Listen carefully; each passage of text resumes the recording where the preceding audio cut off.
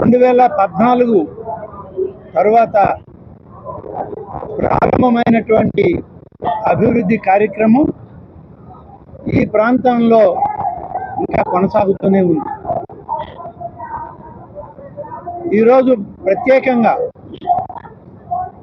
మన మున్సిపల్ శాఖ మంత్రులు శ్రీ పొంగూరు నారాయణ గారు, శాసనసభ్యులు శ్రీ కోటమిరెడ్డి శ్రీధర్ రెడ్డి గారు, పార్లమెంటు సభ్యులు వేమిరెడ్డి ప్రభాకర్ రెడ్డి గారు ముగ్గురు చేసినటువంటి కృషి ఫలితం ఎన్ని సమస్యలు ఉన్నాయి రాష్ట్రంలో ఆర్థికంగా, వాటన్నిటిని అధిగమించి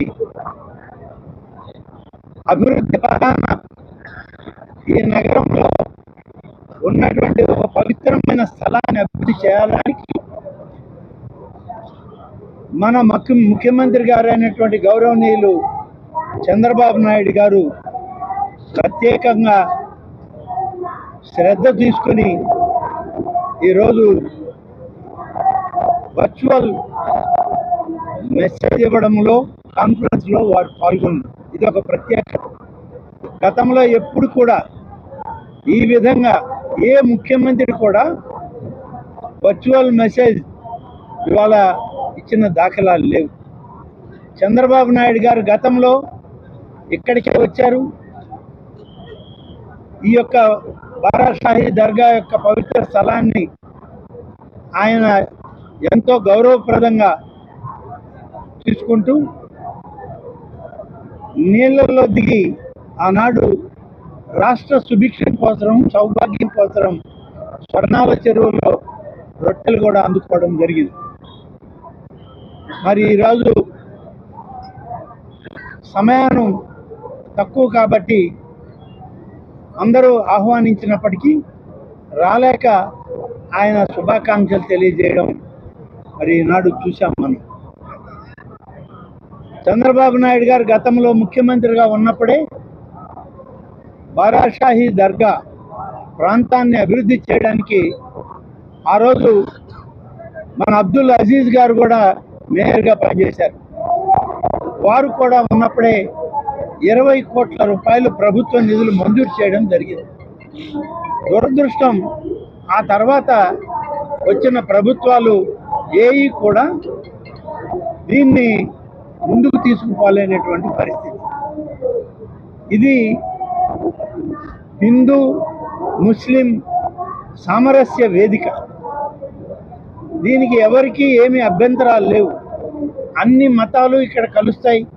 ఈ రొట్టెల పండుగలో అందరూ ఆనందోత్సాహాలతో కుటుంబ సభ్యులతో అంతా ఒక కుటుంబంగానే గడుపుతారు. ఇటువంటి దాన్ని అభివృద్ధి చేయడంలో మరి గత ప్రభుత్వం ఎంత నిర్లక్ష్యం వహించిందంటే 20 కోట్ల రూపాయలు చంద్రబాబు నాయుడు గారు ముఖ్యమంత్రిగా మంజూరు చేస్తే కేవలం 4.5 కోట్ల రూపాయలు మాత్రమే ఖర్చు పెట్టి మిగిలిన డబ్బు ఖర్చు పెట్టకుండా ఎక్కడ స్తంభాలు అక్కడే, ఎక్కడ పిల్లర్లు అక్కడే అలా వదిలేశారు. ఆ ప్రభుత్వానికి చిత్తశుద్ధి లేదు. కాబట్టే ఈరోజు మళ్ళీ మొదటి సంవత్సరం ముఖ్యమంత్రి గారు కూడా చెప్పారు, నారాయణ గారు చెప్పారు, ఎన్ని ఆర్థిక ఇబ్బందులు ఉన్నా సరే ఈ మత సామరస్య వేదిక మరింత మందికి ఉపయోగకరంగా ఉండాలని ఆలోచన చేసిన చంద్రబాబు నాయుడు గారు 5 కోట్ల రూపాయలు ఈ ప్రార్థనా మందిరం పూర్తి చేయడానికి కావాలని అడిగితే ఆ 5 కోట్ల రూపాయలు ఇవాళ వారు సందేశంలో మంజూరు చేశాను, మీరు పనులు మొదలు పెట్టండి అని చెప్పి మరి మంత్రి నారాయణ గారికి అలాగే శాసనసభ్యులైన శ్రీధర్ రెడ్డి గారికి వారు చెప్పడం జరిగింది. దీన్ని ప్రత్యక్షంగా వేలాదిగా ఉన్నటువంటి, లక్షలాదిగా ఉన్నటువంటి భక్తులందరూ కూడా వీక్షించారు. రాబోయే సంవత్సరంలో జరిగే రొట్టెల పండుగకి ప్రార్థనా మందిరాలను పూర్తి చేయడమే కాదు, దీన్ని మరింత శోభాయమానంగా ఈ పండుగ వాతావరణం, ఈ ప్రాంతాన్ని అభివృద్ధి చేస్తాం. ఇది ఒక అంతర్జాతీయ పండుగ వేదికగా దీన్ని మార్చేదానికి నా ప్రభుత్వం కృషి చేస్తుందని చెప్పి చంద్రబాబు నాయుడు గారు హామీ ఇవ్వడం జరిగింది.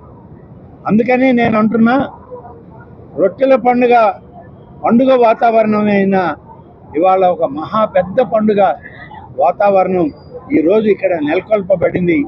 కాబట్టి మేము ముఖ్యమంత్రి గారికి ప్రత్యేకంగా ఈ ఏర్పాట్లు చూస్తూ ఉన్నటువంటి శాసనసభ్యులు, స్థానికంగా ఉన్నటువంటి మా మంత్రి గారు నారాయణ గారు, పార్లమెంట్ సభ్యులు ప్రభాకర్ రెడ్డి గారు, అబ్దుల్ అజీజ్ గారు, మా సోదరుడు గిరిధర్ రెడ్డి గారు, శాసనసభ్యురాలు మాకు ఇవాళ కోవూరు శాసనసభ్యురాలుగా ఉన్న వేమిరెడ్డి ప్రశాంత్ రెడ్డి గారు, కృష్ణారెడ్డి గారు, కోటమిరెడ్డి శ్రీనివాసులు రెడ్డి గారు,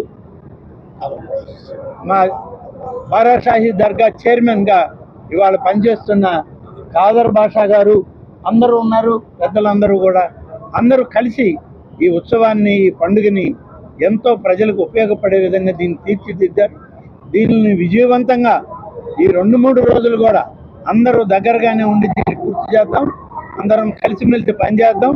భవిష్యత్ రొట్టెల పండుగ రోజుకి దీన్ని ఇంకా అభివృద్ధి చేసి చంద్రబాబు నాయుడు గారు వాళ్ళు ఇచ్చిన సందేశాన్ని స్ఫూర్తిగా మరింత ఎక్కువగా పనిచేయడానికి అందరం పనిచేయడం జరుగుతుందని అందరి తరఫున మరొక్కసారి ఈ రాష్ట్ర ముఖ్యమంత్రి శ్రీ నారా చంద్రబాబు నాయుడు గారికి మా తరఫున, ఇక్కడ ఉన్నటువంటి భక్తుల తరఫున, ఈ యొక్క సందేశాన్ని వీక్షించిన ప్రజలందరి తరఫున ప్రత్యేకంగా కృతజ్ఞతలు, ధన్యవాదాలు వారికి మేము తెలియజేసుకుంటా ఉన్నాం.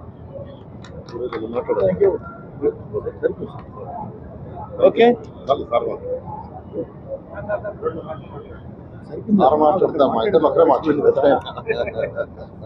Okay, thank you.